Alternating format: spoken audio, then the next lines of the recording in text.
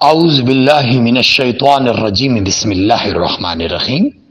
قابل صد احترام شرکاء ترجمۃ القرآن male female regular classes and on line classes, میں آپ کو تجوید و قرات کا 5واں بینر لیسن 5 الدرس الخامس بھیج رہا ہوں۔ یقیناً آپ اس سے استفادہ کریں گے۔ یہ سبق ہے غنہ کے بارے میں، غنہ کا بیان۔ ویری امپورٹنٹ ٹاپک ہے۔ مد کے بعد پہلا جو اہم سبق ہوتا ہے وہ مد کا ہوتا ہے، اور مد کے بعد دوسرا اہم سبق جس کا قرآن میں کثرت سے استعمال ہے وہ غنہ ہے۔ غنہ کا مطلب ہے ناک میں آواز کا گنگنانا۔ اب غنہ کا وجوب بلا مشروط، یعنی آپ نے قرآن مجید میں 2 مقام ایسے آئیں گے جہاں آپ نے غنہ بغیر کسی شرط کے کرنا ہے۔ کتنے مقام؟ 2۔ کون کون سے؟ نون مشدد اور میم مشدد۔ یعنی قرآن میں کسی جگہ پر بھی نون پر شد آ گئی اور میم پر شد آ گئی، آپ نے کوئی شرط نہیں دیکھنی، آپ نے غنہ کرنا ہے۔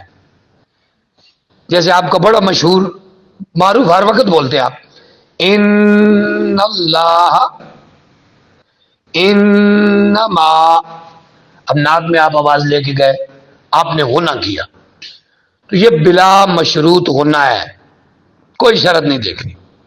آگے چلتے ہیں۔ غنہ مع شرط، غنہ کرنا ہے لیکن شرط دیکھ کر کرنا ہے۔ اب وہ کتنے مقام ہیں؟ 2، وہ بھی 2۔ ایک نون ساکن اور دوسرا نون ساکن تنوین۔ اب نون ساکن تو آپ کے علم میں ہے، لیکن میں آپ کو نون ساکن تنوین کے بارے میں پہلے کلیئر کرنا چاہتا ہوں کہ یہ کیا ہے۔ یہ جو 2 زبریں، 2 زیریں، 2 پیشیں، ان کو تنوین کہتے ہیں۔ اب یہ جس حرف کے اوپر بھی آئیں گی اسے منون کہیں گے۔ اب تنوین کے اندر ایک نون ساکن چھپا ہوتا ہے، وہ نظر نہیں آتا۔ نون ساکن تنوین کے اندر ایک نون ساکن چھپا ہوتا ہے، وہ نظر نہیں آتا۔ اب وہ اسے نکالیں کیسے؟ زہر کیسے ہو؟ میں آپ کو زہر کرتا ہوں۔ فار ایگزامپل آپ لکھتے ہیں تا 2 زبر تن، اب بھی آخر میں نون ساکن کی آواز آئی ہے۔ اب ایک اور دیکھیں، تا زبر نون تن یا تا نون زبر تن، تو نون ساکن کی آواز آئی ہے۔ اس کا مطلب ہے تنوین کے اندر ایک نون ساکن چھپا ہوا ہے، آپ نے اس کو نکالنا ہے۔ اگر آپ اس بات کو انڈرسٹینڈ کر گئے تو اس کا ایک اور میں کلیئر کرتا ہوں کہ نون ساکن اور نون ساکن تنوین بات ایک ہی ہے۔ اس میں نون ساکن آپ کو نظر آ جاتا ہے، تنوین کے اندر نون ساکن نظر نہیں آتا۔ اب یہاں تک بات کلیئر ہو گئی یقیناً آپ کو، یعنی تنوین آ جائے یا نون ساکن آ جائے بات ایک ہی ہے۔ اب اس میں غنے میں شرط ہے، اور ان نون ساکن اور نون ساکن تنوین پر غنہ کرنے کے 4 مقام ہیں، یا ان کو 4 نام دیے گئے ہیں۔ پہلے کو اظہار، دوسرے کو اخفا، تیسرے کو اقلاب، چوتھے کو ادغام۔ اب اظہار کیا ہے؟ یعنی نون ساکن کو اپنے مخرج سے زہر کرنا، غنہ نہ کرنا، اس کو اظہار کہتے ہیں۔ یہ کب ہوگا؟ آپ جو نیچے آئیں گے آپ کو کلیئر ہوتا جائے گا۔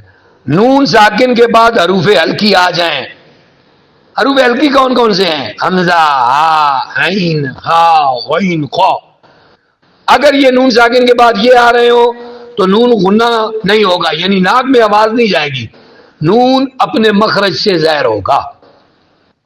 بڑی پیاری مثال ہیں، جیسے دیکھو آپ نماز میں پڑھتے ہیں انعمت، نون ان میں دیکھو نون ساکن ہے، آگے عین آ گیا ہے، عین ہلکی میں سے ہے، اس کا مطلب یہاں غنہ نہیں ہوگا۔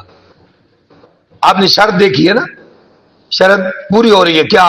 نون ساکن کے بعد ہلکی آ گیا ہے، تو ہلکی آ گیا تو اب غنہ نہیں ہوگا، یعنی آپ غنہ تو کر رہے ہیں لیکن شرط دیکھ رہے ہیں۔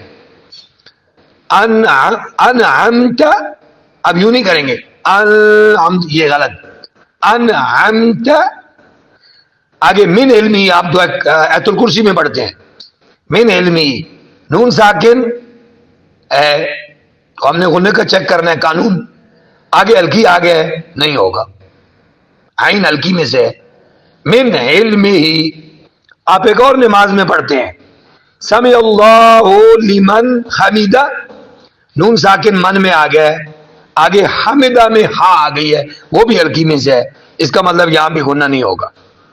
اب ایک دوسری طرف آ جائیں، بڑی اہم بات، علیم خبیر، اب علیم میں تنوین آ گئی ہے میم پر، اب اس تنوین کے اندر پیش والی تنوین آئی ہے، اس کے اندر نون ساکن چھپا ہوا ہے، ہم نے آگے قانون وہی دیکھنا ہے، یعنی تنوین کے بعد ہلکی آ گیا خا، ہونا نہیں ہوگا، علیم خبیر، یہ اظہار کا کالم ہے۔ آگے اخفا، اخفا کیا ہوتا ہے؟ یہ اظہار کے الٹ ہوتا ہے، یعنی نون ساکن کو اپنے مخرج سے خفی کر کے، یعنی چھپا کر ناک میں لے جانا اور غنہ کرنا، یعنی یہاں نون کو اپنے مخرج سے نہیں بلکہ ناک سے نکالیں گے، غنہ کریں گے۔ یہ کب ہوگا؟ نون ساکن کے بعد ہلکی نہ آئے، حروف یرملون اور با بھی نہ آئے، باقی 15 حروف میں سے کوئی آ جائے، جیسے من جو، نون ساکن کو دیکھیں، آگے جو جیم ہلکی میں سے نہیں ہے تو یہاں غنہ ہوگا، من جو، من تین، نون ساکن کے بعد ہلکی نہیں آیا، من تین، خلق جدید، کن کی تنوین ہے، تنوین میں نون ساکن چھپا ہوا ہے اور آگے ہلکی نہیں آیا، اس لیے خلق جدید غنہ کریں گے، خلق جدید، یہ اخفاء کا کالم پورا ہو گیا۔ اب آگے اقلاب، بڑا اہم قانون، نون ساکن ہوگا یا تنوین ہوگی، تو نون ساکن کو ہم چھوٹی میم میں بدل دیتے ہیں اور غنہ بھی کرتے ہیں۔ یہ نون ساکن اور نون ساکن تنوین کے بعد جب بھی با آ جائے گی، با، تو آپ اس پہ غنہ بھی کریں گے، چھوٹی میم بھی ڈالیں گے اور غنہ بھی کریں گے۔ کیسے؟ میم بعد نون ساکن اور اس کے بعد با آ گئی تو چھوٹی میم ڈالی، میم بعد انبیاء، نون ساکن آگے با آ گئی، چھوٹی میم ڈالی، سمن بکمن، اب کیا میم پر تنوین ہے، آگے با آ گئی، چھوٹی میم ڈالی، سمن بکمن، آگے آخری ادغام۔ ادغام کا مطلب ہوتا ہے ایک حرف کو دوسرے حرف میں مدغم کر دینا، مکس کر دینا، اس کے وجود کو ختم کر دینا، ایک حرف کو دوسرے حرف میں ملانا، جس کو ملایا جائے وہ مدغم اور جس میں ملایا جائے وہ مدغم فی۔ یہ کب ہوگا؟ نون ساکن کے بعد یرملون میں سے یا را میم لام وہ نون آئے، اب اس کے آگے دو قانون بندے ہیں، وہ آپ پہلے سبق میں چلے جائیں، ہم نے بتایا تھا یرملون کو دو میں تقسیم کیا گیا ہے، ایک لام را اور ایک ویمن، وا یا میم نون لام را۔ ویمن کا قانون کیا ہے؟ وہاں نون ساکن اور تنوین کے بعد ادغام بھی ہوگا اور غنہ بھی ہوگا، لیکن اس کی مثال می یومن، نون ساکن کے بعد یا ہے تو یا یرملون میں سے ہے، ویمن میں سے ہے تو یا ادغام ہوگا غنہ بھی ہوگا، می یومن، آگے نون ساکن کے بعد وہ ویمن ورڈز میں سے ہے، من ولیین، ادغام بھی ہوا غنہ بھی ہوا، من ولیین، آگے اس کے برعکس آتے ہیں، اگر نون ساکن اور تنوین کے بعد لام را آ جائیں، لام را اہم ورڈ، دو ہی ورڈ ہیں، یہاں ادغام تو ہوگا، غنہ نہیں ہوگا۔ کیسے؟